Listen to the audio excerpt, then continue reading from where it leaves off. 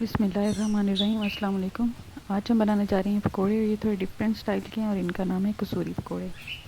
वक्त ज़ाय किए बगैर हम रेसिपी की तरफ आते हैं। इसके लिए जो अज्जा दरकार हैं वो तकरीबन हर घर में मौजूद होते हैं हर वक्त। इसके लिए हम लेंगे 2 से 3 अदद आलू, 2 से 3 अदद प्याज, सुरख मिर्च 1.5 चम्मच मैं ले रही हूँ। आप कम ज़्यादा अपने हिसाब से कर सकते हैं। इसी तरह नमक मैंने 1.5 चम्मच लिया है, लेकिन आप अपनी पसंद से कम या ज़्यादा कर सकते हैं।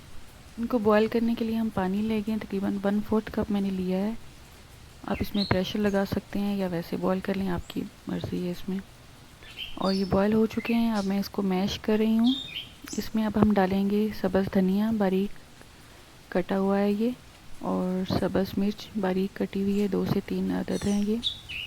तकरीबन 1.5 कप मैंने ये बेसन लिया है। इसमें हमने पानी ऐड नहीं करना है, इसको वैसे ही आपने हाथ से मिक्स करना है।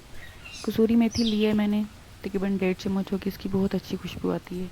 इसी तरह खुश्क धनिया है, कुटा हुआ, मोटा कुटा हुआ डालना है, इसकी बहुत अच्छी खुशबू आएगी पकौड़ों में। हाथ से इसको मिक्स कर लें, ये चम्मच से, ये आप पे डिपेंड करता है। अब हम इसको फ्राई करेंगे। फिंगर टिप्स को आप हल्का सा पानी में डिप करके इसको गीला कर लें, और हाथ से जिस साइज़ का आपको पकौड़ा चाहिए आप उससे उतना ही अमेज़ा उठा के उसको अपनी कढ़ाई में डालना है। चम्मच की मदद से भी आप डाल सकते हैं, जैसे आपको ईज़ी लगे आप वैसे करें। मुझे हाथ से डालना ज़्यादा इजी लगता है, इसलिए मैं हाथ यूज़ करती हूँ। उसके बाद आप हल्के हाथों से इसको हल्का हल्का प्रेस करना है, ऊपर से इसकी शेप चिपटी हो जाएगी। इससे एक तरफ से अच्छा सा कलर आ जाए तो उसको टर्न करके आप दूसरी तरफ से भी अच्छा सा गोल्डन कलर ले आएँ। अपनी पसंद से उसको कलर दे दें आप। कुछ लोग लाइट ब्राउन पसंद करते हैं पकौड़ों का रंग, कुछ लोग डार्क करते हैं पसंद।